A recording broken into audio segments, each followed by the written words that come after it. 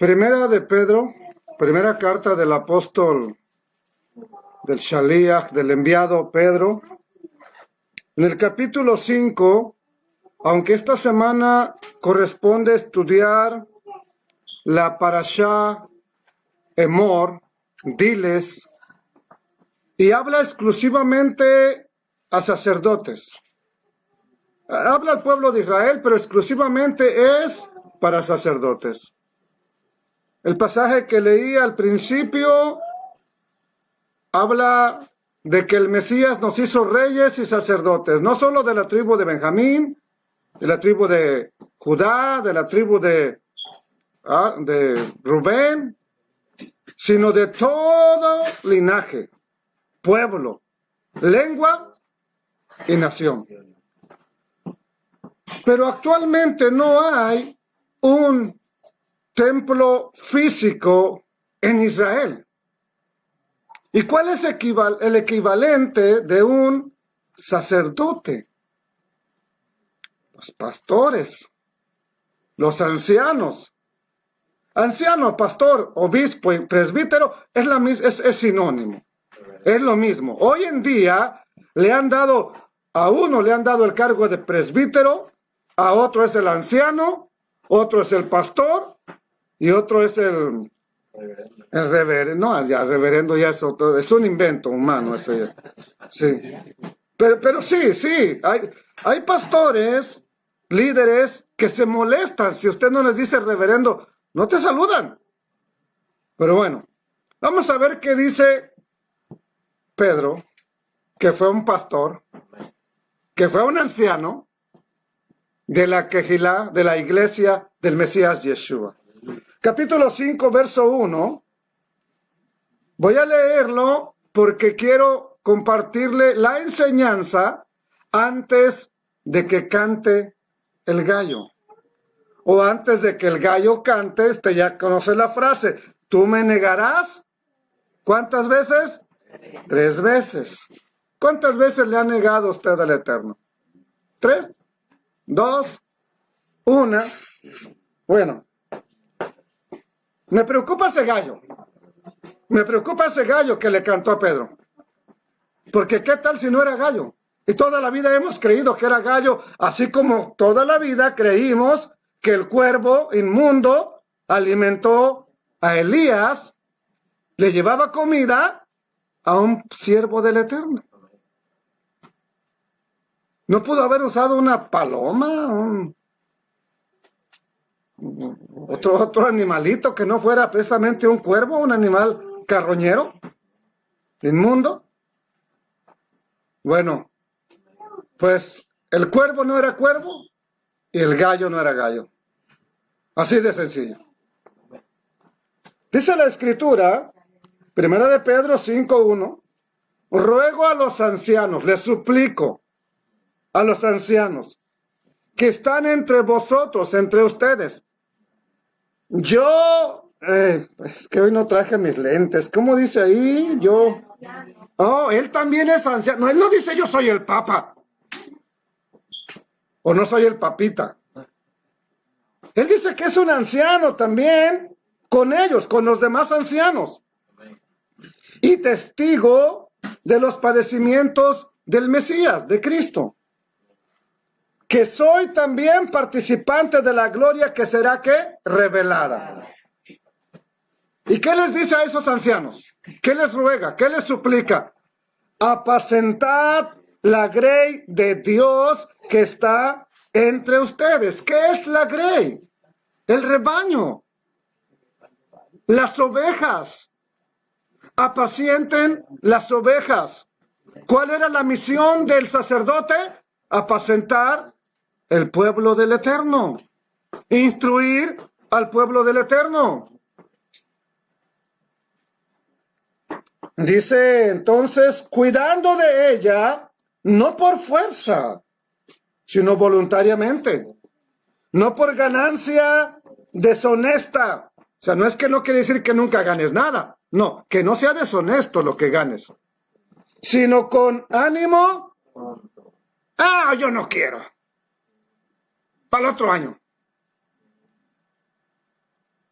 Para otro mes. No, con ánimo pronto. ¿Quieres hacerlo? Hágalo con ánimo pronto.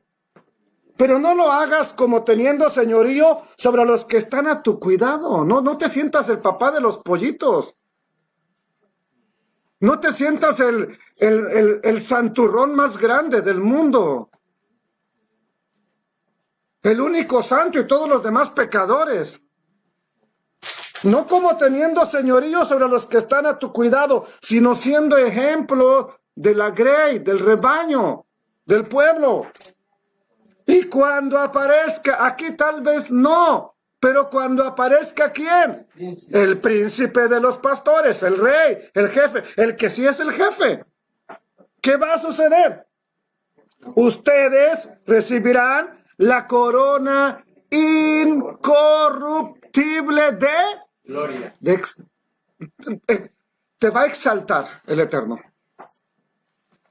Te va a poner en una posición que nunca has estado y que nunca estaremos si no llegamos ahí. No quieras ahorita que te aplaudan. No desees ahorita que te digan, usted es una eminencia, usted es lo máximo, le beso los pies, le cargo su portafolio, le prendo su computadora. ¿Qué quiere que haga, reverendo? No, ahorita no pidas nada. Nada. Porque hasta que no aparezca el príncipe de los pastores y entremos allá, recibiremos la corona incorruptible de gloria. Amén. Igualmente, de la misma manera, no nada más a los ancianos, jóvenes, estén sujetos ¿a quiénes? A los ancianos. Y todos sumisos, unos a otros, revestidos ¿de qué? De soberbia. Humildad. De humildad. Entonces, ¿por qué a veces queremos vivir todavía en la soberbia? Revestidos de humildad. ¿Por qué? Te da la razón. ¿Por qué? Porque Elohim resiste, rechaza. ¿A quiénes? Los soberbios. ¿Y da gracia? ¿A quién? Estamos bajo la gracia. ¿Oh, sí? Pues póngase humilde. Es que yo vivo en la gracia. ¡Ay, qué humilde eres! Me sorprende tu humildad. Pero yo estoy en la gracia, pero todo lleno de arrogancia. No me quieren ni dar la mano. ¿Qué gracia tiene? ¿En qué gracia está? ¿En qué tipo de gracia se encuentra? Versos 6 y 7. ¿Qué dice? Humillaos, humíllate. Pues, no delante de la gente, sino bajo la poderosa mano de Dios, de Elohim. ¿Para qué? Para que Él te exalte. ¿Cuándo? Cuando sea tiempo. Echando toda vuestra ansiedad sobre Él, porque Él tiene cuidado ¿de quién? De nosotros, de ustedes. ¿Sabe que estaba meditando en la porción semanal? Y creo que son como 2 ocasiones que no he querido predicar ya. O sea, no es que he pensado en abandonar al Eterno, pero digo, yo hoy no quiero predicar. Pero por alguna razón u otra, el Padre Eterno se encarga de que eres tú quien tiene que hacerlo. Y podría enojarme cuando le he dicho a mi pastor o a alguien más, me tocaba a mí, pero predique usted, por favor. Podría enojarme, podría molestarme, pero no lo voy a hacer. No lo voy a hacer porque es el plan del Eterno para que mi vida no se vuelva un fracaso total. ¿Sabe que los sacerdotes, aunque su padre, su madre, su tía, su pariente, su amigo que se murió, estuviera muerto, él tenía que ministrar? Sobre todo si era el sumo sacerdote que estaba ministrando en ese momento. Él no podía descuidar. Es que se me murió la tía Petra. Pues que se murió, está bien. Dale gloria al Todopoderoso, pero usted siga ministrando. Hoy me sorprende que cualquier mosca o mosquito que nos pica, ya no quiero. Y no lo digo por usted, lo estoy diciendo por mí. Ya no quiero. Me voy a tomar un break. Me voy a tomar una quebrada, dicen aquí en Estados Unidos, o sea, un tiempo de descanso. Piense nada más que el Mesías diga, me voy a tomar unos 100 años de descanso para ver si te salvo. Aleluya. Para él 100 años es nada. Piensa que diga, me voy a tomar 100 años para ver si te salvo. No, estaríamos ya acabados. Pero yo creo que la gran mayoría de personas conoce la historia de la negación de Pedro. La mayoría que han leído una Biblia, que van a una congregación, los que han estudiado en un instituto, los que conocen de las raíces hebreas, los judíos mesiánicos, hombre. ¿Quién no conoce a Pedro? Ahora se le reconoce por su valentía, o se le reconoce más precisamente por haber negado al Mesías.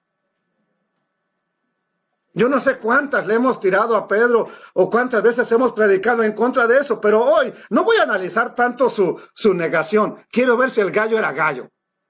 Ese es el punto que quiero tratar. Entonces, Pedro sí negó a su rabí, negó a su maestro, negó a nuestro Salvador, el Mesías. Pero siempre nos enfocamos en Pedro nada más. ¿Y los demás qué? Estaban ahí, ¿verdad? Con el pecho bien parado, diciendo, dispárenos a nosotros. ¿Perdón?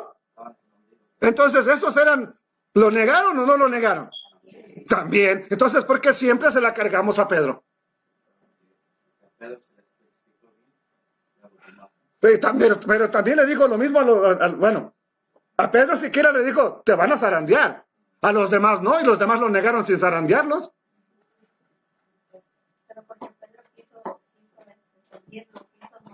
Ok, dicen aquí, porque no le escuchan, por lo menos no en el micrófono que yo tengo, que porque Pedro quiso demostrar que él era más gallo que el gallo.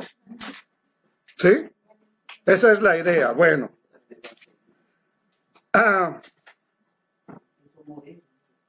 Él estaba dispuesto a morir. Así lo dijo, y les voy a mostrar que sí. Entonces, no solo Pedro hizo mal las cosas, o no solo a él le salieron mal, fueron todos, y vamos a verlo.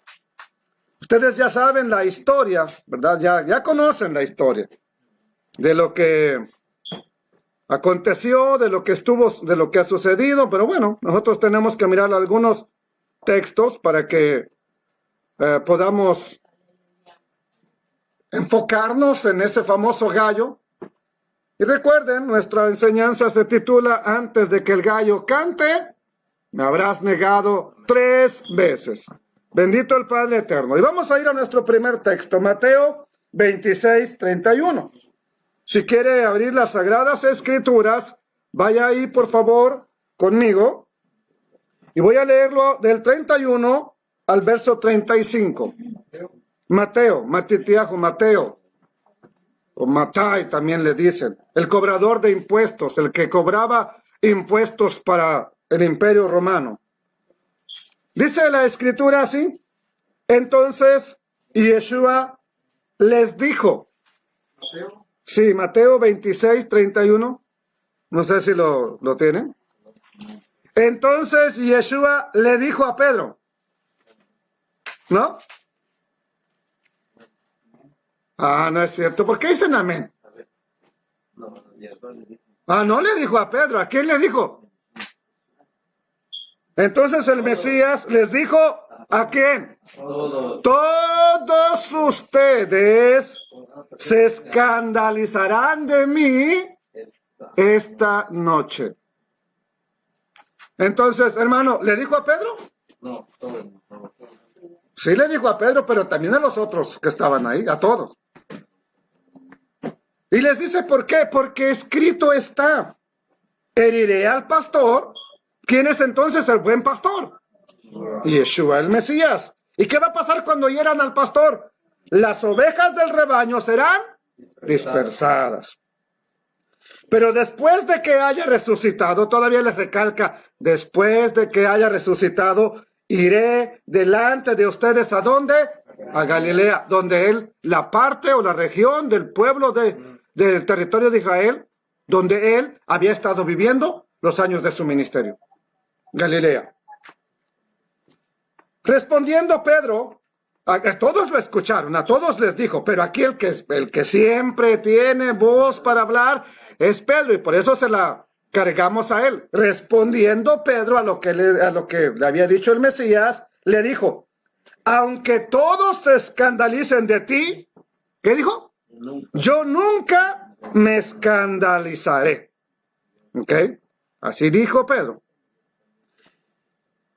Y Yeshua le dijo, de cierto te digo que esta noche, antes de que el gallo cante, me negarás 3 veces. Lo repito.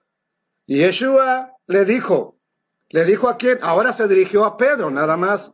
De cierto te digo que esta noche, antes que el gallo cante, me negarás 3 veces. Pedro le dijo, aunque me sea necesario morir contigo, no te negaré. Pero no nada más Pedro. ¿Quién más dijo que no le negaría? Todos los demás dijeron, ¿qué cosa? Lo mismo. Entonces, no solamente es Pedro. Todos dijeron, no te negaré. Ahora les voy a hacer una pregunta. ¿Quién de ustedes alabando, o de nosotros, me incluyo, también yo, alabando, exaltando al Rey de Gloria, le hemos dicho, Señor, yo te voy a negar? Además, escuchamos a lo mejor de alguien que negó, que cayó, que se fue hasta lo más profundo del lodo, y decimos, yo no, Señor, yo no. Pero lo mismo dijeron todos. No, no te negaremos, no nos vamos a escandalizar de ti. Lo mismo que dijo Pedro. Y casi nunca nos hemos detenido a analizar eso. Siempre las pedradas las lleva el que lloró amargamente con una sola mirada de su maestro. Lo volteó a mirar y lloró amargamente. ¿Por qué? Porque había salido de su boca, yo no te negaré, muero contigo, muero por ti, pero no te negaré. Los discípulos, ¿verdad? Lo negaron, corrieron, andaban en otro lugar, ni siquiera fueron a donde fue Pedro.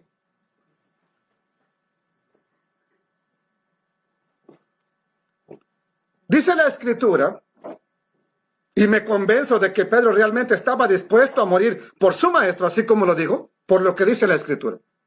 Vea lo que dice. Juan capítulo 18, verso 7.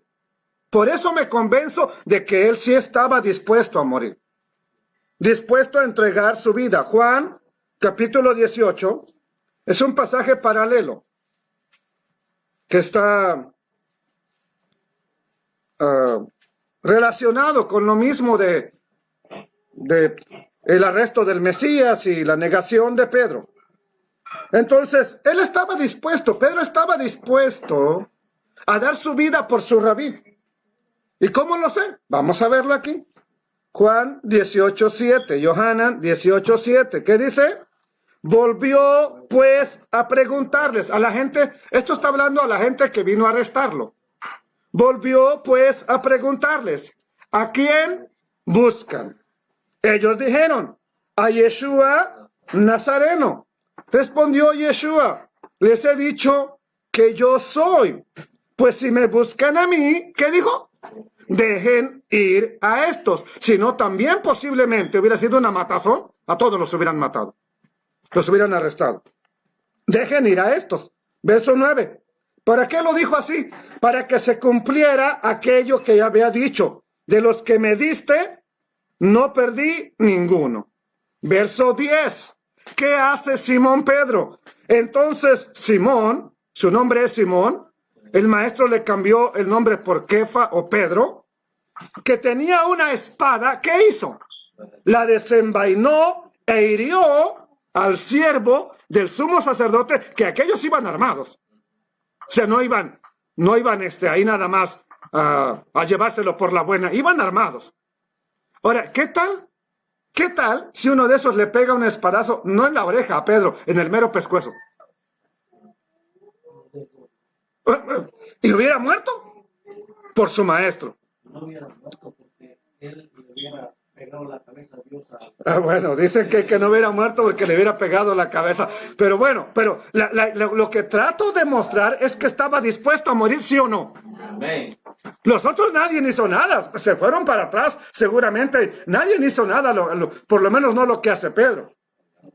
Y le cortó la oreja derecha, hasta dice qué oreja le cortó a este siervo del sumo sacerdote. Y el siervo se llamaba Malco. Y Yeshua entonces dijo a Pedro, mete tu espada en la vaina. La copa que el Padre me ha dado, no, ¿la he de beber? No voy a beber esa copa, o sea, porque tú tienes una espada y quieres defenderme. ¿No vamos a pasar esta situación así? Ese que sacó su espada era Pedro. Ese que sacó su espada y estuvo dispuesto a morir, a emprender una lucha con un soldado de la guardia del templo, es Pedro.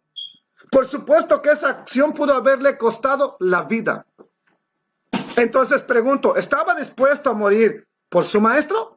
Sí, sí. Pero, ¿qué sucedió?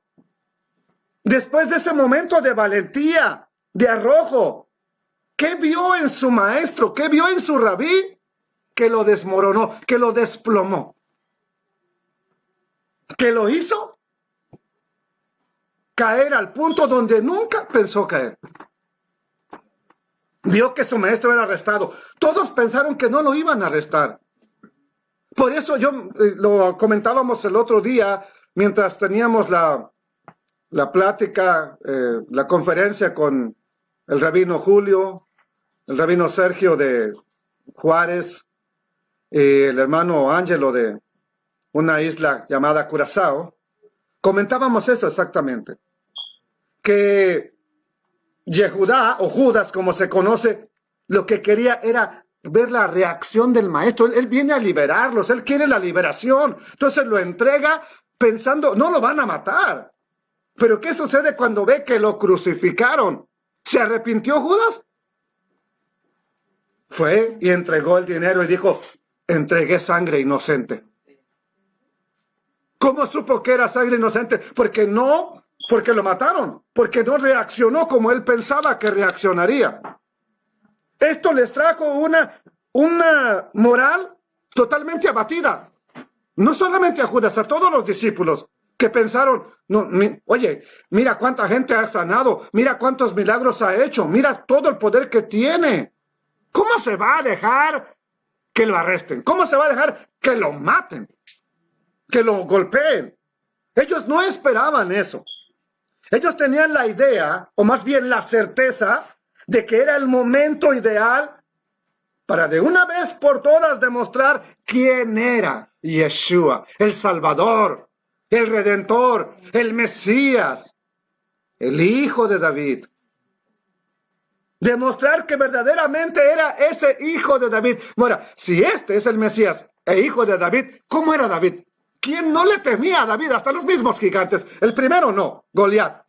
Pero nada más vieron que podía matar gigantes, los gigantes después también le temían.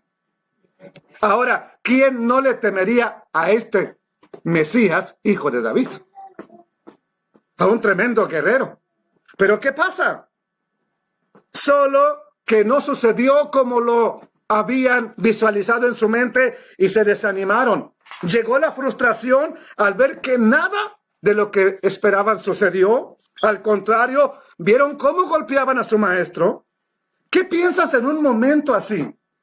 Cuando ves a un líder que dice que puede sanar y que lo has visto incluso sanar, y de pronto él mismo no se puede sanar.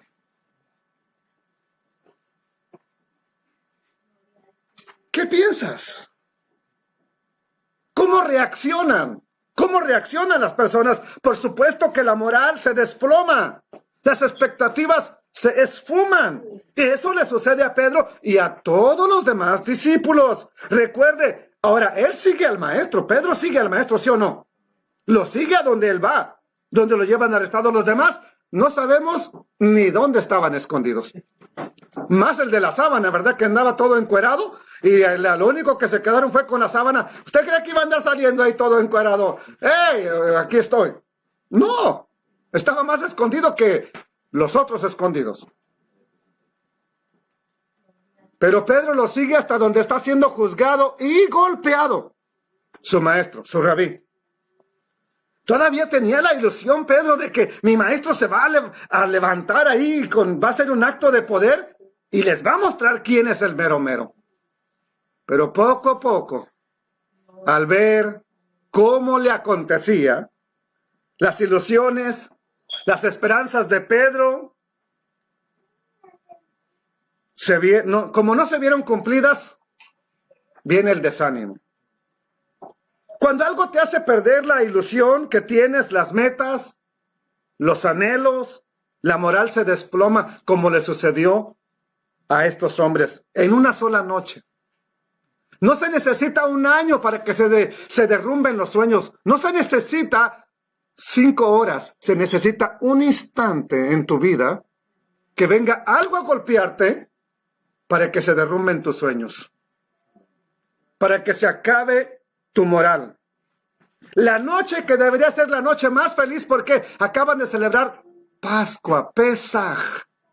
Una de las noches más felices en el pueblo del Eterno. La que debió haber sido la noche más feliz está siendo la noche más amarga, más triste. Ahora sí, realmente están comiendo hierbas, literalmente, hierbas amargas. Antes de seguir, quiero que recordemos que le había dicho Yeshua a Pedro, ¿verdad? Ya lo vimos, pero quiero que lo recuerde, solamente para recordarle. No tiene que ir ahí, pero yo se lo leo. Respondió Pedro y le dijo: aunque todos se escandalicen de ti, yo nunca me escandalizaré. Y Yeshua le dijo: de cierto te digo que esta noche, antes de que el gallo cante, me negarás 3 veces. Ya vimos cómo se encontraba Pedro anímicamente, ya a estas alturas de que le va a negar, ya vimos cómo se encontraba anímicamente. ¿Estaba bien fortalecido o desmoralizado? Con la moral caída. Pero el Mesías, que conocía todas las cosas, le había dicho: antes de que el gallo cante, me vas a negar 3 ocasiones. La pregunta es: ¿cuál gallo? Les voy a contar algo. Yo tenía un gallo que por eso ya no quise que mi esposa tuviera más gallinas. Me cantaba a las 10 de la noche. Y luego más cuando hacía calor y que abría la ventana, que da precisamente enfrente del gallinero, ese se parece que se paraba en mi ventana, entraba hasta dentro el canto del gallo a las 10 de la noche, cantaba a las 12, cantaba como a las 3 de la mañana, y a veces a las 10, cuando le daban ganas. Entonces, ¿cuál gallo? ¿Cómo saber cuál gallo? A ver, me vas a negar, antes de que el gallo cante me negarás 3 veces. ¿Cuál gallo? ¿Cuándo ha leído usted que había gallineros al lado del templo? ¿Cuándo? Entonces, ¿qué gallo tenía que cantar? Eran los que llevaban de ofrenda. Hermano, ¿cuándo has visto en la Biblia que llevaban un gallo de ofrenda? No, Mario Almada, aquí no existe en las Sagradas Escrituras, hermanos. Bueno, para mí siempre desde que leí, no es que yo no sea de campo y que no sepa de los gallos. Me parecía raro no sabía de qué se trataba, pero me parecía raro que hablara de ese gallo en la cercanía del templo. ¿Verdad? Y Yeshua, sin embargo, cuando le dijo: antes de que el gallo cante me negarás, Pedro no le preguntó: ¿y cuál gallo? ¿O no se quedaron? ¿Gallos? ¿De qué gallos habla? Es como si ellos lo entendieran a la perfección, ¿sí o no es cierto? Entonces, si ellos lo entendían, ¿por qué nosotros no? ¿Por qué no hemos entendido lo del canto del gallo? Yo creo que este pasaje del canto del gallo, como lo repito, es muy conocido en el Nuevo Pacto, en el Brit Hadashah, la negación de Pedro también. Ahora quiero decirle, todo ¿por qué se desconoce del gallo? Porque desconocemos la cultura, las raíces, el trasfondo, el contexto histórico de lo que estaba aconteciendo en el templo, en Jerusalén y en todo Israel. Entonces, la mayoría de creyentes sabe quiénes son los sacerdotes, y de los que sí, en cualquier lugar saben, aunque no vayan a una iglesia, es quiénes son los fariseos. No saben la connotación adecuada, no saben exactamente qué significa, pero nada más ven a alguien que va a la iglesia y que no hizo algo correcto, fariseo. Fariseo. O sea, la mayoría de personas asumen conocer quién es un fariseo. A los sacerdotes los conocían porque eran los malos de la película de Cristo, de Yeshua. ¿Quiénes son los otros malos? Los saduceos. Saduceos, sacerdotes y fariseos eran prácticamente, desde la perspectiva creyente, lo peor. Lo peor. Bueno. Pero no conocemos más que eso. ¿Por qué? Porque ahí nos quedamos con fariseos y hablamos de puros fariseos. Y cuando queremos predicar, usamos a los fariseos. Y cuando queremos profundizar un poquito, nadar ahí en el... como una persona que se estaba ahogando una ocasión ahí en el agua y nomás se paró y el agua le llegaba más abajo de la cintura. Sí. Pero a veces así hacemos, nos estamos ahogando en un charquito de agua. Y pensamos que estamos nadando tan profundamente que nos creemos, wow, qué iluminado estoy. Bueno, poco o nada conocemos de los oficiales del templo. ¿Y sabe qué está? ¿Sabe dónde se encuentra? En Segunda de Crónicas. En Primera de Crónicas, ahí se encuentra en el capítulo 9, habla de los oficiales del templo. Lo que tenían que hacer. ¿Recuerdan que David diseñó o conformó las guardias para cada mes del calendario hebreo, que hubiera oficiales, sacerdotes, servidores en el santuario? No crea que solamente existía un sacerdote para toda la vida. No era como hoy en día el sumo pontífice de Roma, que nada más llega al poder y ya, hasta que se muera. O lo saquen como al anterior que estaba, ¿verdad? Bueno, había un grupo de personas que servían en el templo. Y según la enciclopedia judía, el templo era administrado por un consejo de 15 funcionarios, no personas, funcionarios, asignados o llamados oficiales, llamados así en hebreo, memunim. Aunque otro historiador dice que eran nada más 14. 14 o 15. Eran 15 o 14 oficiales. Vamos a ver cómo se componían. Uno. Voy a tratar de mostrarle a los que pueden tener la posibilidad de mirar cómo se componían esos memunim, esos oficiales. Uno era el Cohen Agadol o sumo sacerdote. 2, el Sagán. ¿Sí? Sagán era el sustituto del sumo sacerdote, también conocido como el segundo sacerdote. ¿Quién más? 2 o 3 catoliquín. Y cuando digo catoliquín, no hablo de católicos. ¿Sí? Se les llamaba así catoliquín. Eran tesoreros principales. Eso quiere decir catoliquín, por lo menos en el idioma hebreo, ¿verdad? Allá en español, tal vez le suene a otra cosa. Había también 3 jizbarim. ¿Qué son 3 jizbarim? Cajeros. Había 7 amarkelim. ¿Cuáles son los 7 amarkelim? Síndicos, encargados del tesoro del templo y encargados de las puertas del templo. Estos eran los oficiales, fuesen 14 o fueran 15, estos eran los encargados de dirigir prácticamente a todos los demás que servían en el templo. y constituyen lo que se conoce como el consejo del templo. Había un consejo en el templo. Estos oficiales constituyen ese consejo del templo. ¿Qué hacían? Regulaban todo lo relacionado con los asuntos y los servicios del santuario. No era para otra cosa, era exclusivamente en el santuario. Sus miembros de este consejo eran también llamados los ancianos de los sacerdotes o los consejeros de los sacerdotes. Estos se encargaban o se ocupaban de cuestiones tanto criminales, ¿verdad? Ellos no se encargaban de esto. Ya me fui más adelante.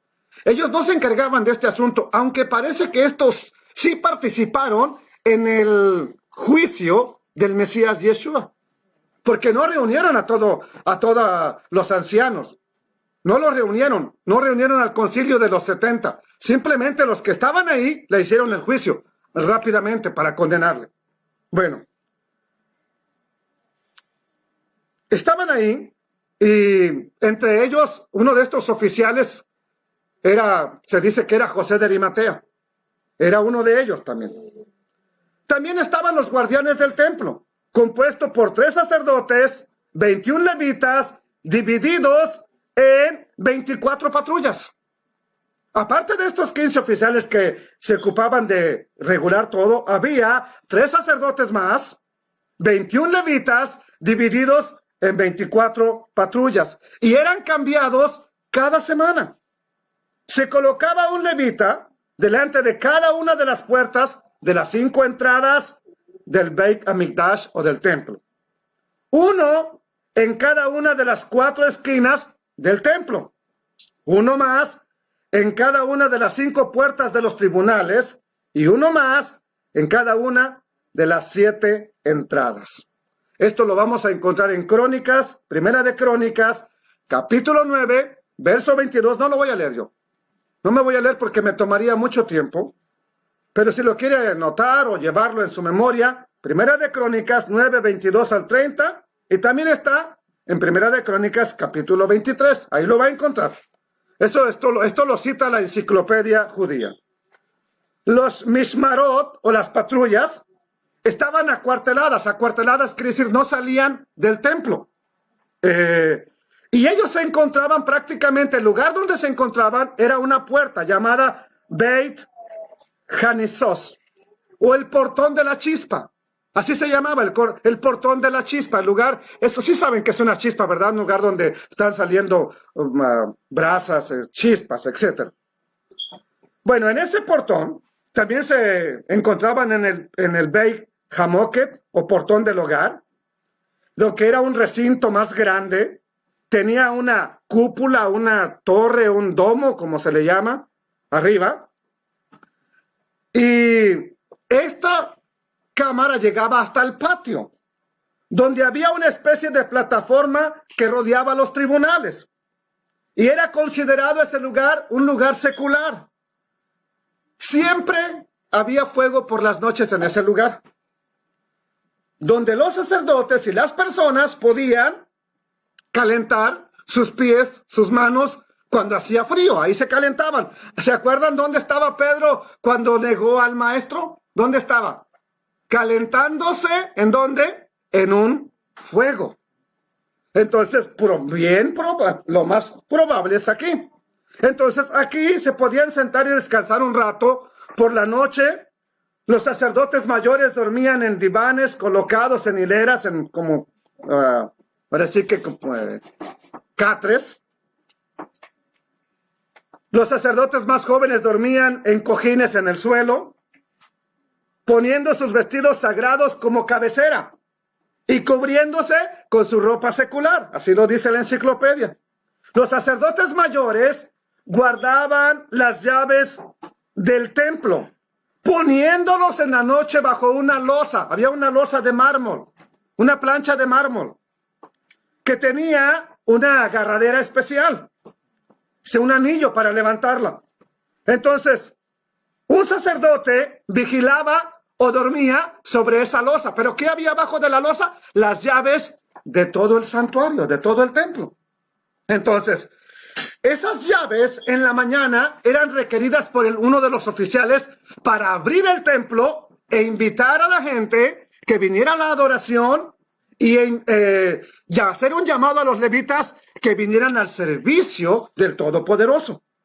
A este oficial se le llamaba la voz del Gemini. ¿Qué es la voz del Gemini? En otras palabras, el canto del gallo. Así se le llamaba a este que iba a pedir las llaves, donde estaba o por lo menos sentado o durmiendo un sumo sacerdote. ¿Para qué? Para que nadie las tocara.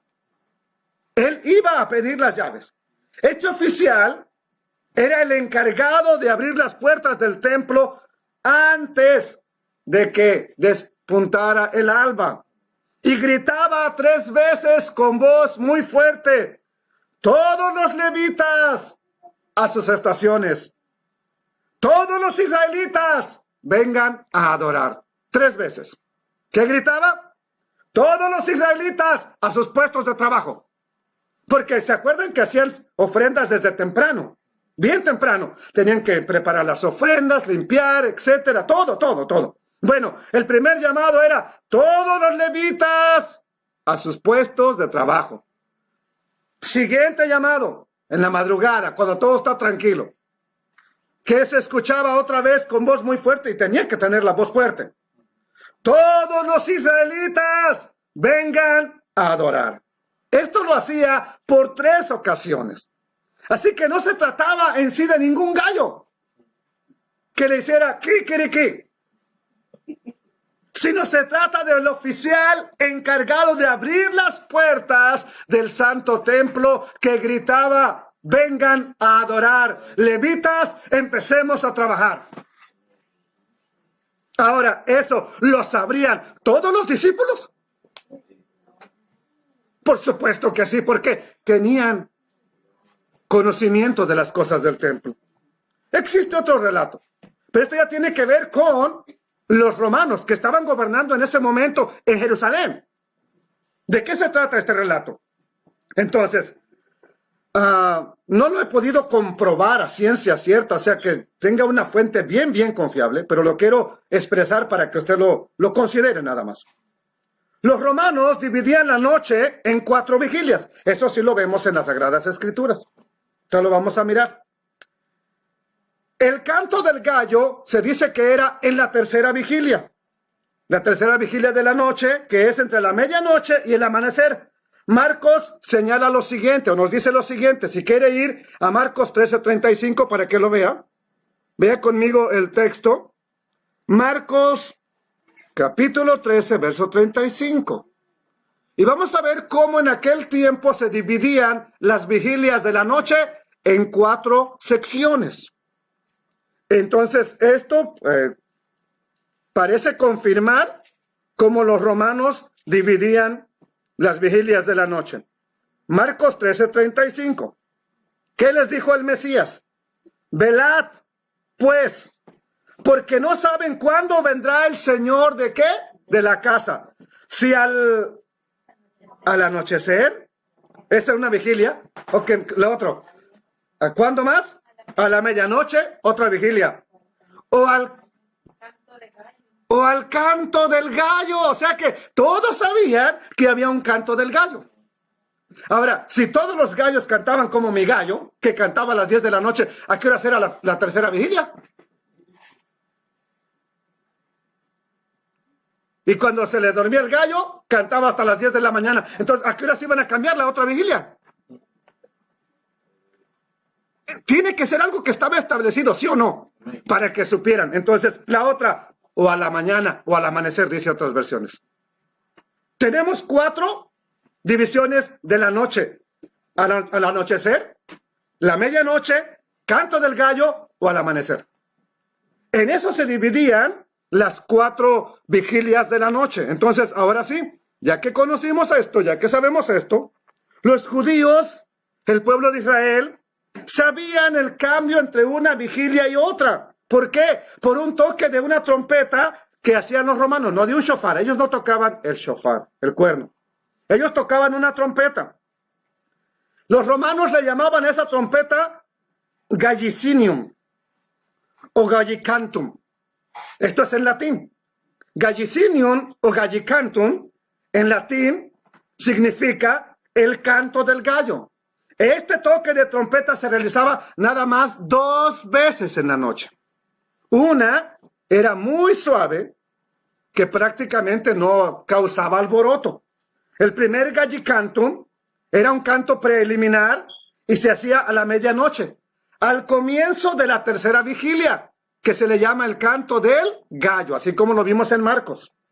Era un toque de trompeta silencioso y menos escuchado por la gente.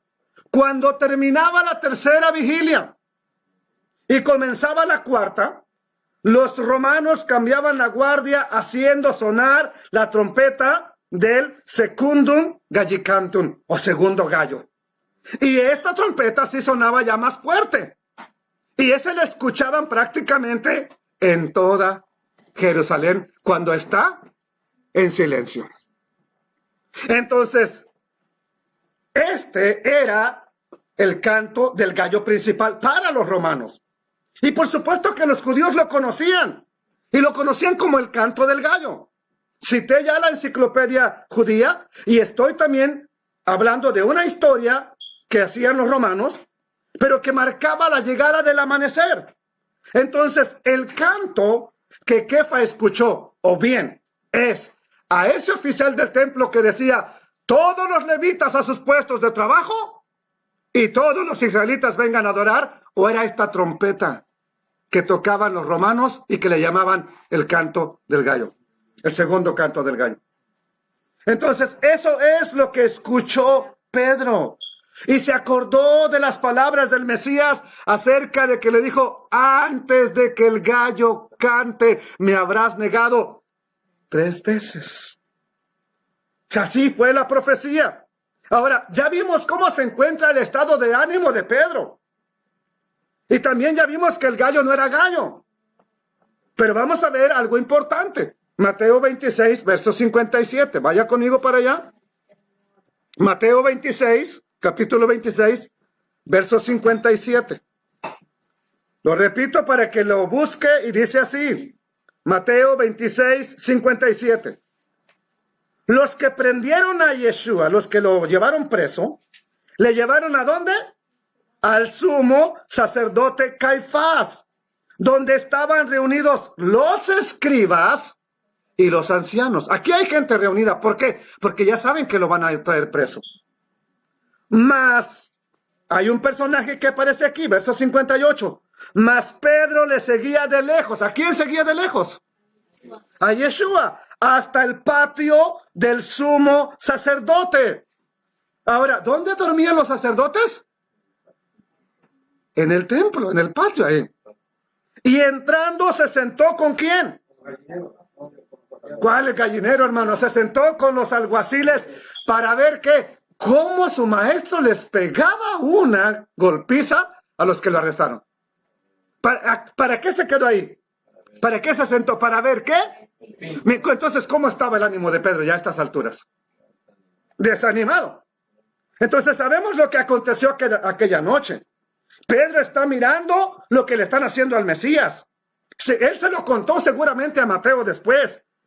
Pero se está llevando a cabo un juicio muy mal intencionado. Testigos falsos. Yeshua no responde a las acusaciones. Verso 63, aquí mismo. Capítulo 26, verso 63. Yeshua no responde a las acusaciones. Y dice así el verso 63. Mas Yeshua callaba. Entonces el sumo sacerdote le dijo, te conjuro, o sea, te voy a hacer esta pregunta bajo juramento. Te conjuro por el Dios viviente que nos digas, ¿eres tú el Mesías, el Hijo de Dios? Verso 64. Yeshua le dijo, tú lo has dicho. Y ahora sí, esto es lo que el Mesías dice. Además les digo que desde ahora verán ¿a quién? Al Hijo del Hombre sentado a la diestra del poder de Dios y viniendo en las nubes del cielo. Para más información acerca de lo que él dijo aquí, vea la enseñanza El Hijo del Hombre.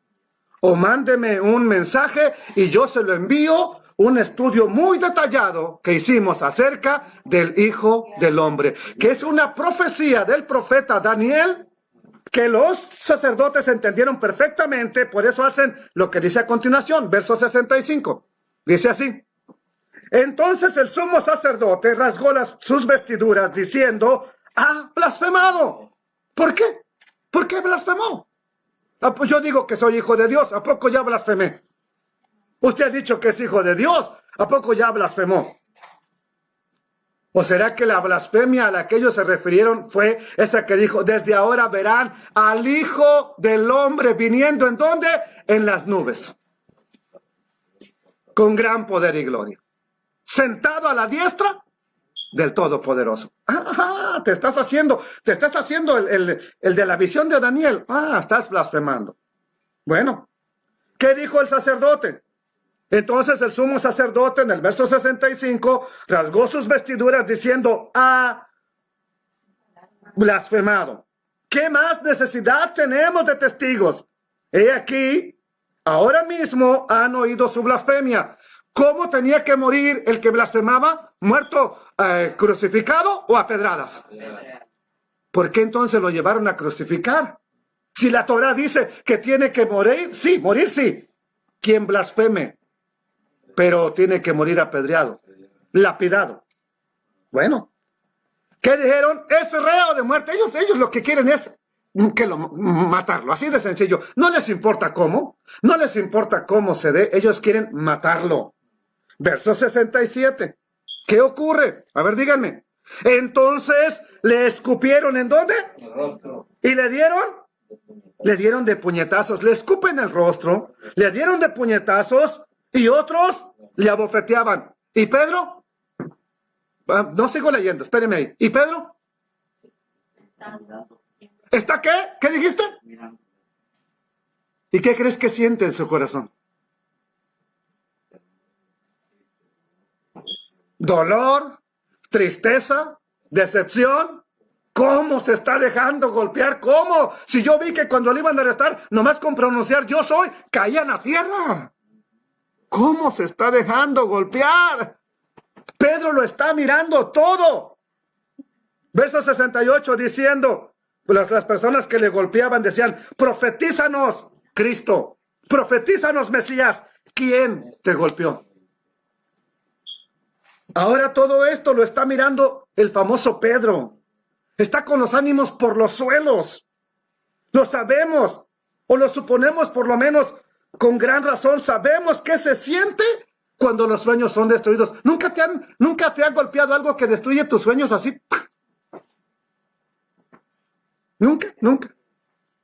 Se siente horrible. Por lo menos cuando parecen acabados. Verso 69. Ahí mismo, verso 69. 26-69 de Mateo. Pedro estaba sentado, ¿a dónde? Afuera en el patio. Y se le acercó una criada diciendo: tú también estabas con ese Jesús, Yeshua el Galileo. Tú eres uno de ellos prácticamente. Verso 70. Mas él, ¿quién él? Pedro, negó delante de todos diciendo: no sé lo que dices. No sé de qué estás hablando. ¿Cómo que no sabes? Saliendo él a la puerta, se para de donde está calentándose en el fuego, se va para la puerta y le vio otra. Y dijo a los que estaban allí: también este estaba con Yeshua el Nazareno. Verso 72, ¿qué dice? A ver, ya va una que dijo: yo no sé qué dices, yo no sé qué estás hablando. Verso 72. Pero él negó otra vez y ya no hizo nada más. No sé de qué hablas. Ahora hasta juró: no lo conozco. Pedro negó otra vez con juramento: no conozco a ese hombre. ¿A cuál hombre? Al que él mismo está viendo que están golpeando. Al que él mismo está mirando que están escupiendo. Que le están dando de puñetazos. No conozco a ese hombre. Se los juro que no lo conozco. Un poco después, verso 73, acercándose los que por ahí estaban, dijeron a Pedro: verdaderamente tú eres de ellos, porque aún tu manera de hablar te descubre. Oiga, ¿ustedes por qué hablan diferente? Te descubre a dónde perteneces. ¿Y qué hizo Pedro en ese momento que dijeron, tu manera de hablar te descubre? ¿Qué hizo? No solo negó al Mesías Yeshua, fue mucho más allá en el intento de negar su relación con el rabí que lo había instruido. Verso 74. Entonces él, o sea Pedro, comenzó a Maldecir. y a jurar. No conozco al hombre. Y enseguida cantó el gallo que no era gallo. Entonces Pedro se acordó de las palabras de Yeshua que le había dicho, antes que cante el gallo me negarás 3 veces, y saliendo afuera, ok, usted y yo, muy probablemente nunca hemos dicho, yo no conozco a Yeshua. Yo no conozco a ese Jesús de que tú me hablas. Yo no sé ni qué, yo nunca he ido a una iglesia. Posiblemente nunca hemos dicho eso. Pero ¿qué tal en silencio? Con nuestras acciones. Aquí, mientras el Eterno nos habla y nos dice, cuídate, cuida tu vida. Yo no te voy a negar. Yo no te voy a negar. Viene la primera adversidad. ¿Y qué sucede? Yo creo que me voy a tomar un tiempo de descanso porque pues, no estoy bien, no me siento bien, las cosas no están bien. No me gusta cómo están.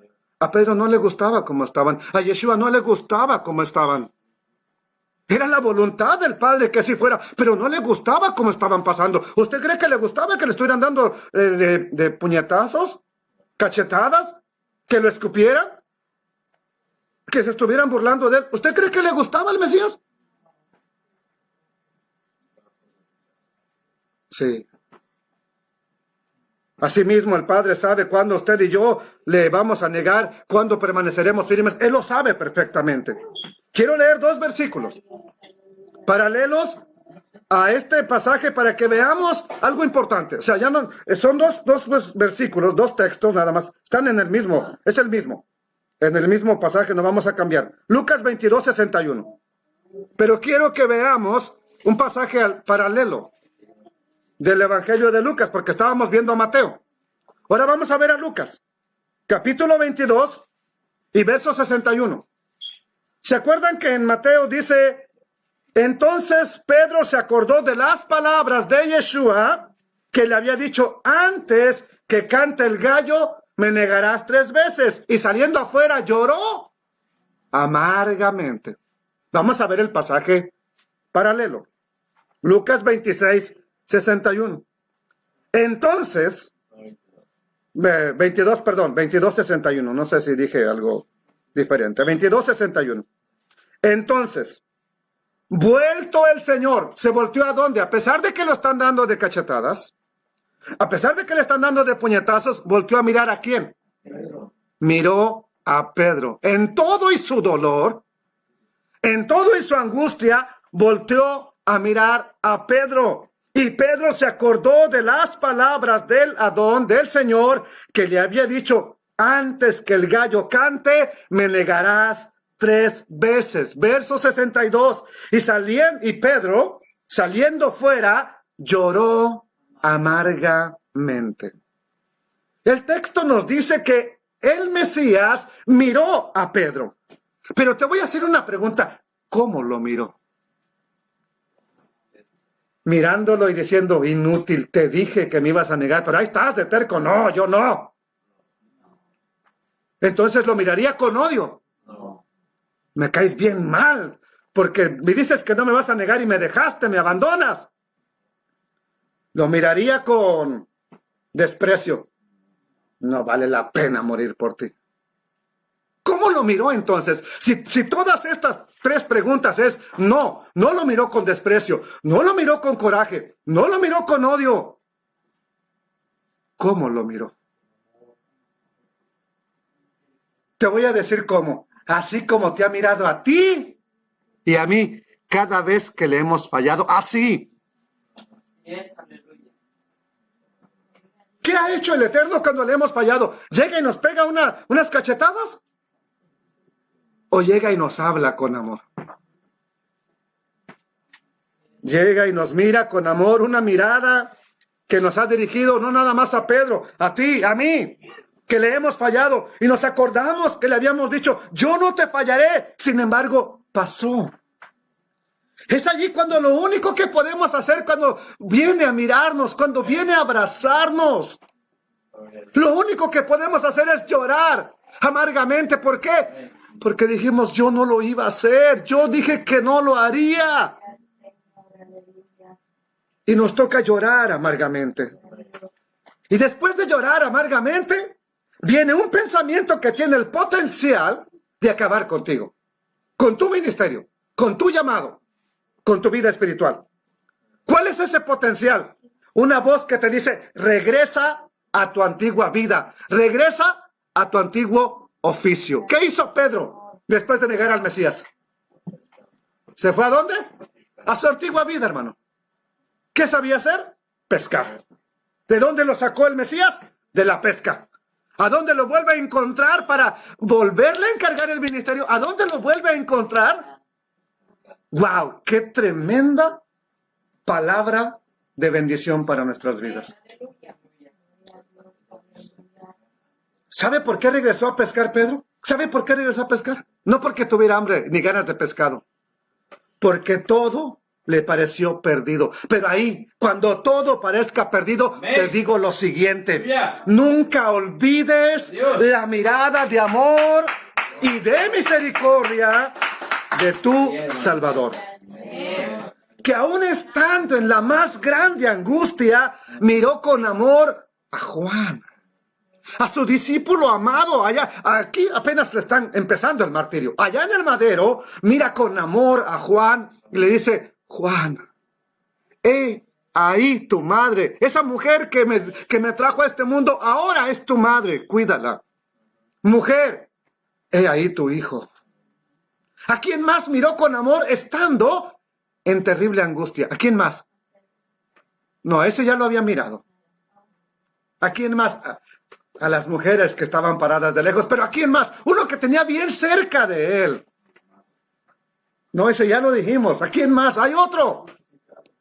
Aquel que le dijo, acuérdate de mí cuando vengas en tu reino. Lo miró con amor y le dijo, de cierto te digo, estarás conmigo en el paraíso.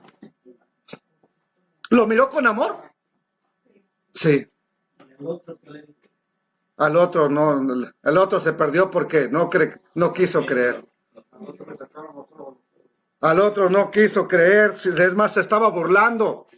El que le dice, ten misericordia de mí, acuérdate de mí, recrimina al otro malhechor y le dice, tú no temes estando en la condición en que estamos. Él nada ha hecho y mira cómo lo han tratado. Tú y yo lo merecemos. Y aún así tú lo estás injuriando. Y fue cuando le dice al Mesías, acuérdate de mí. ¿Cómo lo volteó a mirar? Condenado ladrón, sinvergüenza. Aquí mientras estoy sufriendo me pides que te me acuerde de ti. ¿Así lo miró? ¿Cómo lo miró entonces? ¿Cómo te ha mirado a ti y a mí? Una y otra vez que le hemos fallado. Yes, aleluya. Cuando resucitó, ¿a quién va a buscar? Bueno, le dice a las mujeres, y díganle a Pedro. A nadie más le dijo, los quiero ver allá. A Pedro lo quiero ver. Allá lo voy a mirar. Cuando se aparece, Pedro está pescando. Cuando se les aparece, Pedro está pescando. Ya sabe que Juan le dice, es el maestro. Pedro se avienta de la barca y llega hasta la playa. Y entonces tiene una plática íntima con el Mesías. Y el Mesías le dice, Pedro, ¿me amas? Señor, tú sabes que te amo. Entonces le dice, apacienta los corderos Primero fue los corderos. Luego le pregunta otras 2 veces, Pedro, ¿me amas? Vuelve a contestar que le ama. La tercera vez que le pregunta, Pedro, ¿me amas? Pedro entendió que algo no estaba bien. La palabra griega que aparece ahí no es, sí, Señor, te amo, es te quiero. Y te quiero no es lo mismo que amar. La tercera vez Pedro le dice incomodado, Señor, tú lo sabes todo. Y le vuelve a contestar, ahora con la palabra, te quiero. Ya no le dijo, tú sabes que te amo, no, te quiero. Apacienta mis ovejas. Con la restauración vino un encargo especial, apacienta mis corderos. ¿Quiénes son los corderos? Los más débiles, los que van empezando, los nuevos, apaciéntalos. No los golpees, no les hagas daño, apacienta los corderos.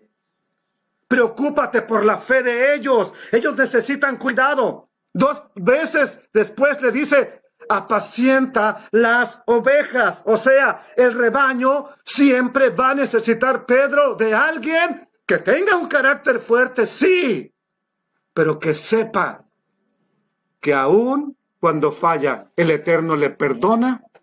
Por lo tanto, tu carácter fuerte, que no sea para golpearlos, que no sea para estarlos amenazando, que sea solamente para alimentarles, para que hagas tu labor de sacerdote, porque el rebaño siempre va a necesitar de alguien que esté ahí. Nunca olvides sus debilidades, porque tú también las tienes. Solo así podrás seguir apacentando el rebaño.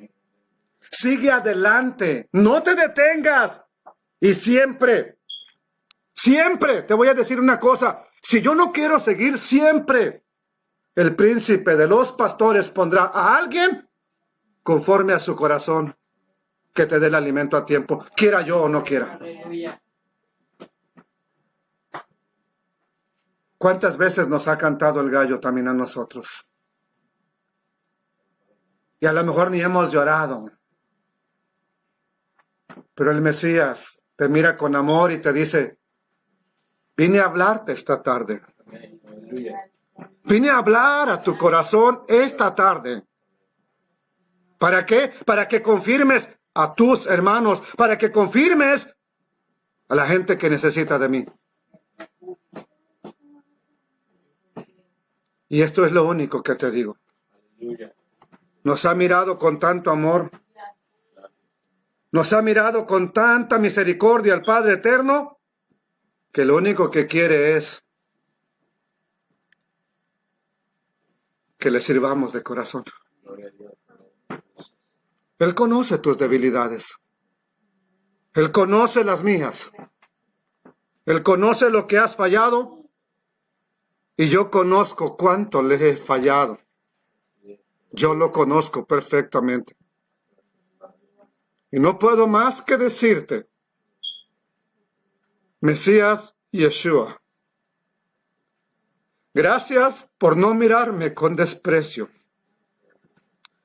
Gracias por no mirarme con odio.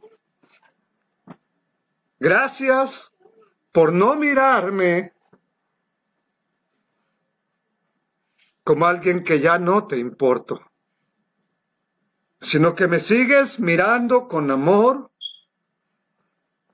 y me sigues pidiendo aquí, donde estoy, en este lugar, apacienta los corderos, apacienta las ovejas, prepárate y da lo mejor de ti. Y no tengo más que agradecerte, no puedo más que agradecerte. Es lo único que puedo hacer. Por tan grande misericordia que me has tenido, tan grande amor, sublime amor. Es el amor de Elohim y del Mesías por mí. Sublime amor. Es el amor del Eterno por ti y por mí. Es el amor del Mesías por ti. Ya no huyamos de Él. Vamos a Él mejor. Corramos a Él. Busquemos su rostro. Y no pares de venir a adorarle, no pares de venir a exaltarle. Gracias, Padre. En el nombre del Mesías, Yeshua. Bendice a cada uno de tus hijos e hijas que pudieron acompañarnos, que están ahí, que han escuchado, que están escuchando esta enseñanza, Padre eterno. Bendice sus vidas. Y si hay alguien que necesita una mirada de amor, dásela. Si hay alguien que incluso necesita la restauración en este momento, danos esa restauración. Porque no podemos estar sin ti. Beshem Yeshua HaMashiach.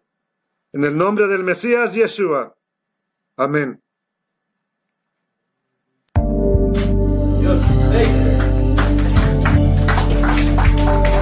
Dele la alabanza al Rey Eterno. Dele la alabanza al que vive para siempre. Solo Él es digno. Solo Él. Y nadie más. Bendito su nombre.